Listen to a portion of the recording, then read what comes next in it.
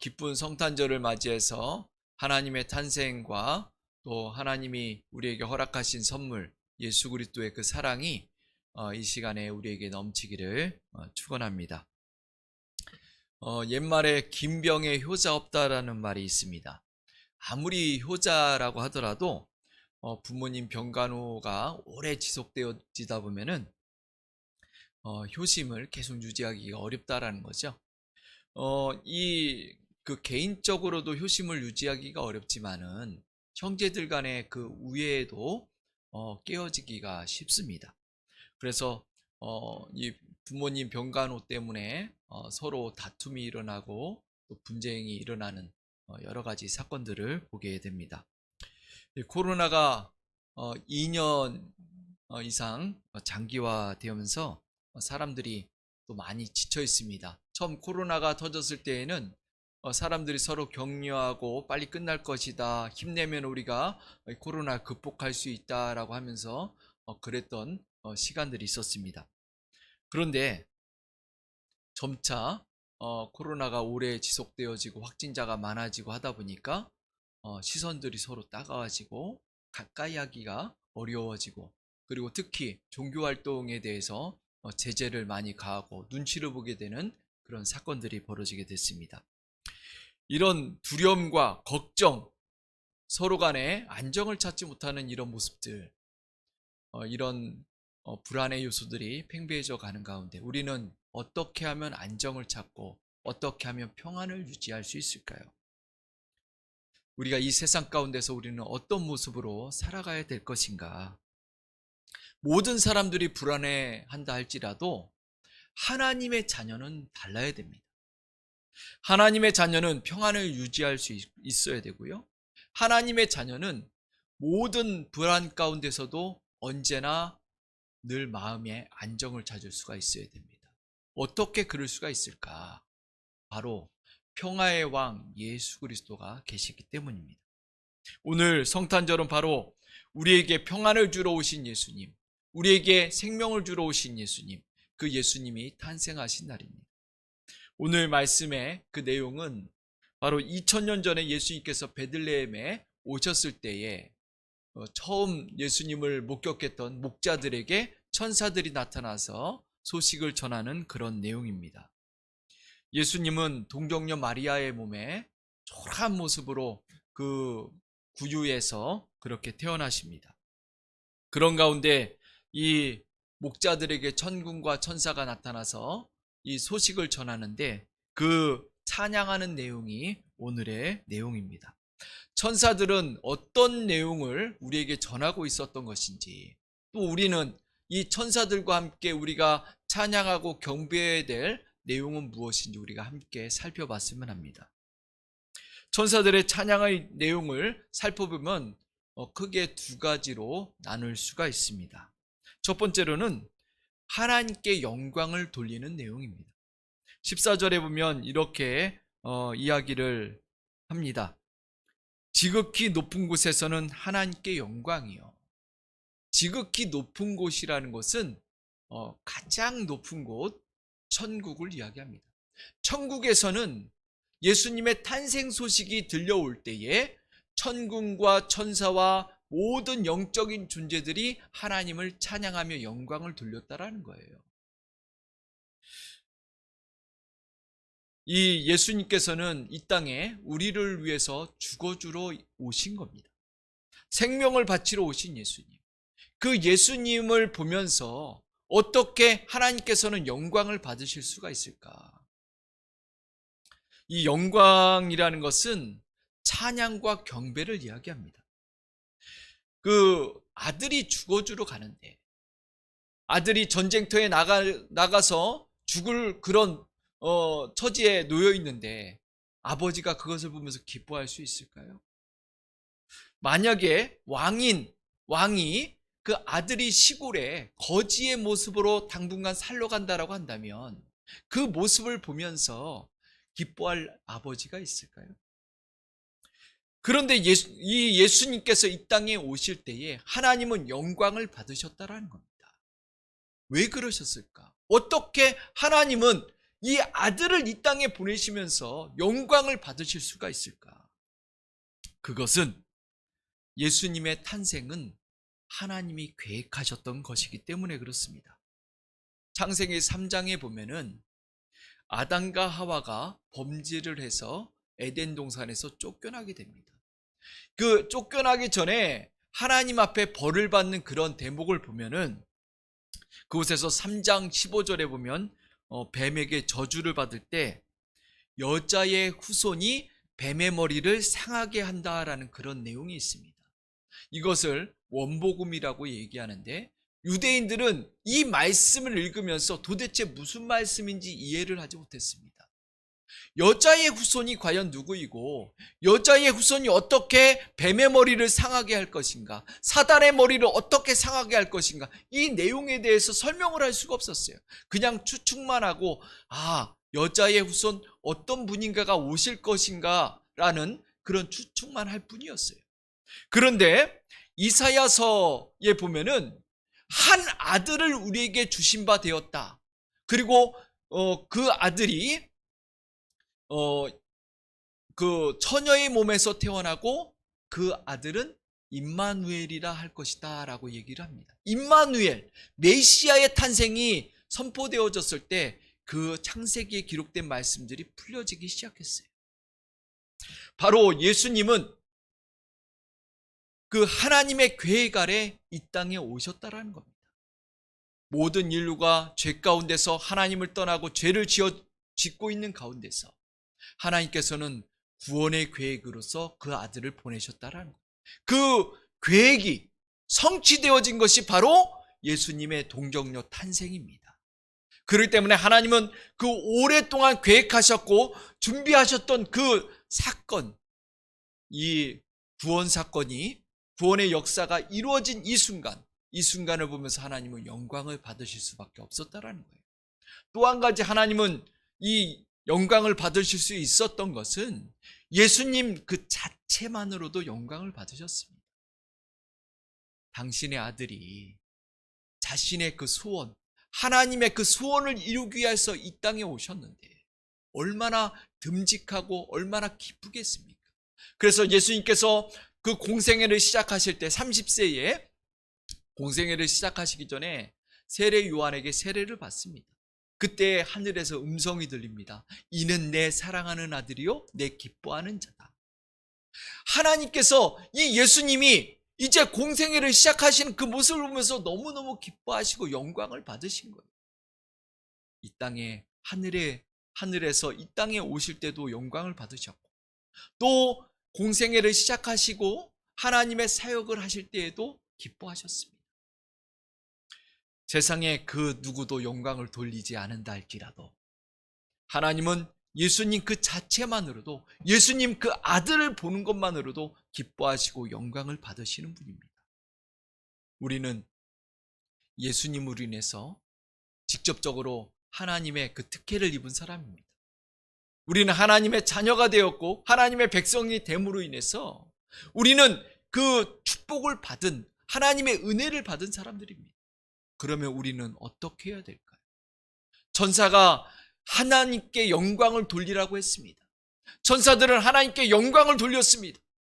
이 세상에 하나님의 자녀들은 그럼 영광을 돌리는 그 일을 게을리해야 돼요. 우리도 하나님 앞에 영광을 돌리고 우리의 생명이 다하는 날까지 하나님을 찬양하고 경배하는 주의 자녀들 되기를 축원합니다. 또한 이 천사들이 찬양한 내용을 보면은 14절 중반에 보면 이렇게 표현하고 있습니다. 땅에서는 하나님이 기뻐하신 사람들 중에 평화로다. 이 예수님은 사람들에게 평화를 주러 오셨다라고 이야기를 하는 겁니다. 그런데 우리가 주목해서 봐야 될 대목이 있습니다. 그것이 뭐냐면은 땅에서는 하나님이 기뻐하신 사람들 중에 평화라는 겁니다. 하나님이 기뻐하신 사람들이 있다라는 거예요. 그 사람들 중에 평화, 그 사람들만 평화를 얻을 수 있다라는 거예요. 세상에 있는 모든 사람들에게 평화를 주러 오신 것 아닙니까? 세상에 있는 모든 사람들이 평화를 얻어야 되는 것 아닙니까? 세상의 모든 사람들이 평화를 얻을 수 있다면 얼마나 좋겠습니까? 그런데 왜 이 천사들은 하나님이 기뻐하신 사람들, 하나님 앞에 특혜를 얻은, 은혜를 받은 사람들만 평화를 얻는다라고 얘기를 하고 있나요? 이건 뭘 얘기하냐면, 하나님께서는 세상의 모든 사람들에게 평화를 주기 원하시지만, 그러나 모든 사람들이 평화를 얻지 못한다라는 거예요. 왜냐하면 다툼이 있고요, 그리고 화합하지 못하고요, 서로 의견 충돌이 생기고 서로 양보하지 못하고, 이런 가운데서 어떻게 평화가 이루어집니까? 마음의 안정을 찾지 못하고 죄악이 있는 가운데 어떻게 평화를 이룰 수 있습니까? 평화라는 얘기는 히브리어로 샬롬입니다. 그래서 인사할 때 샬롬 하면서 인사합니다. 이 샬롬이라는 것은 당신에게 평화가 있기를 원합니다.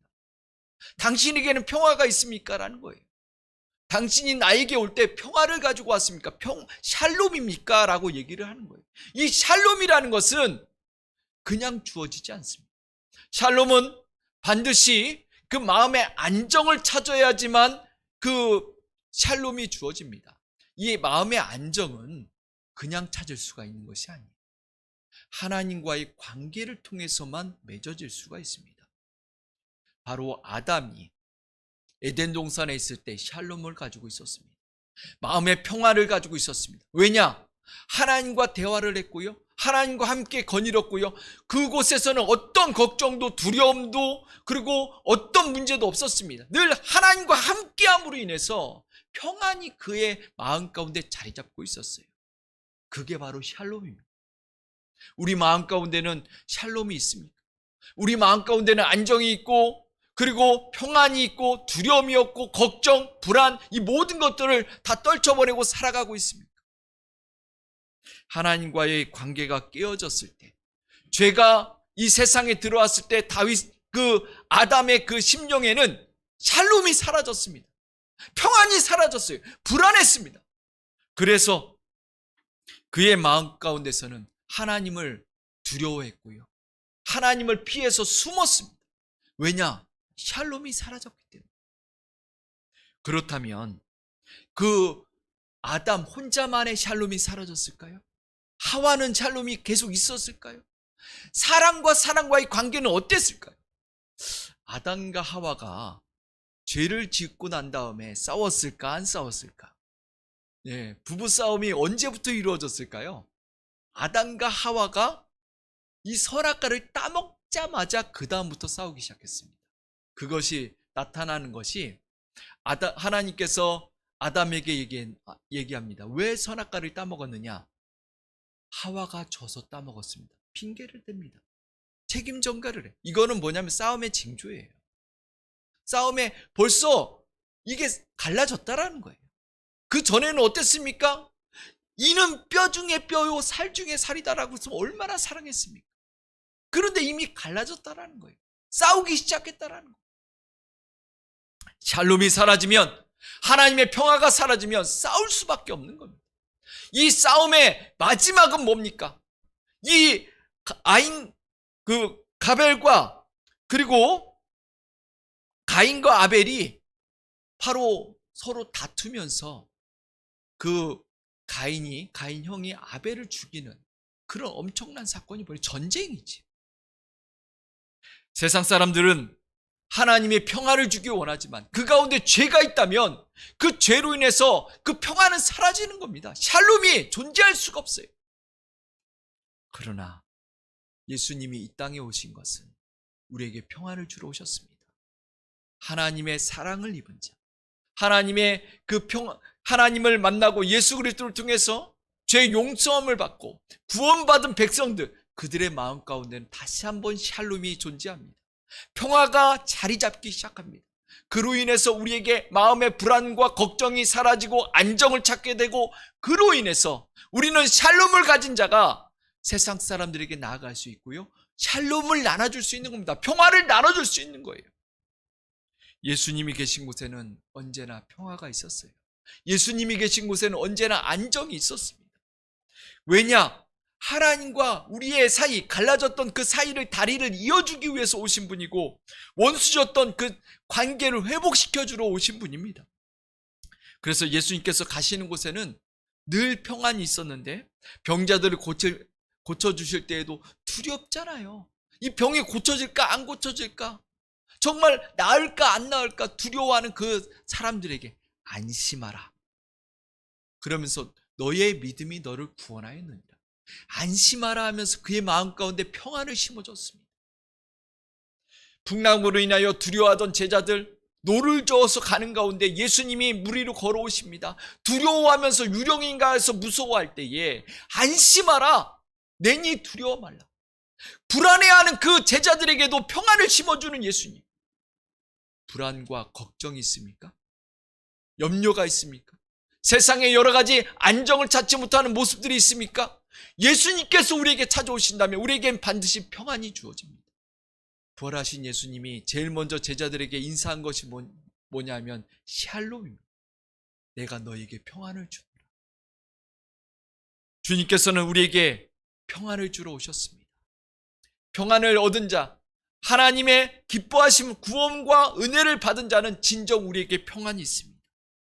그로 인해서 우리는 세상으로 나아갈 수 있는 거예요.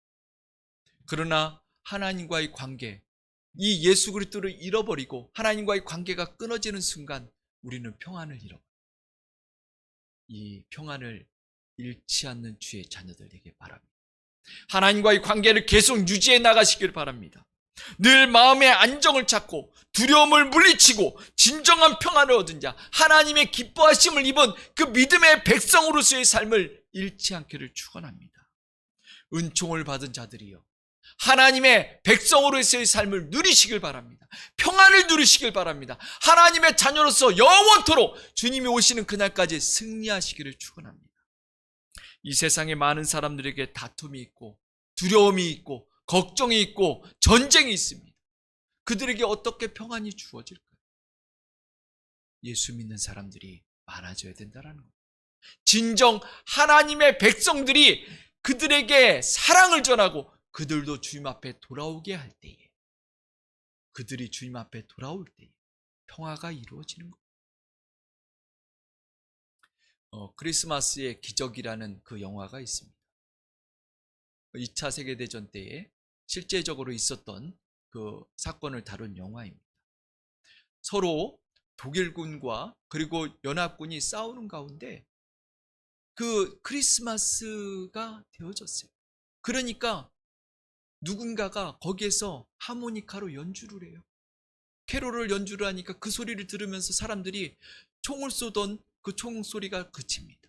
그리고 그 소리에 주목을 해요. 그런 가운데서 모두가 다 그 소리에 심취되어져서, 그리고 장교가 서로 만나서 이야기합니다. 우리 크리스마스에는 전쟁하지 말자. 크리스마스 동안에는 평화를 유지하자. 그래서 같이 화합하고 독일군과 연합군이 함께 그 자리에서 크리스마스 축제를 벌였다고 합니다. 그러나 그 다음날 다시 전쟁이 이루어졌어요. 예수 그리스도가 있다면 전쟁도 그치게 할 수 있습니다. 예수 그리스도가 우리 마음 가운데 존재한다면 싸움이 그치고 불안이 그치고 두려움이 그치고 온전히 평화가 유지될 수 있습니다. 우리 가운데 이 평화를 유지하고 하나님의 구원받은 백성으로서의 삶을 살아가길 바랍니다. 그리고 이 땅 위에서 주님을 모르는 많은 영혼들에게 그 사랑을 전하고 평안을 전하는 그 주님의 백성으로서의 삶을 살아가기를 축원합니다. 우리 이 시간에 함께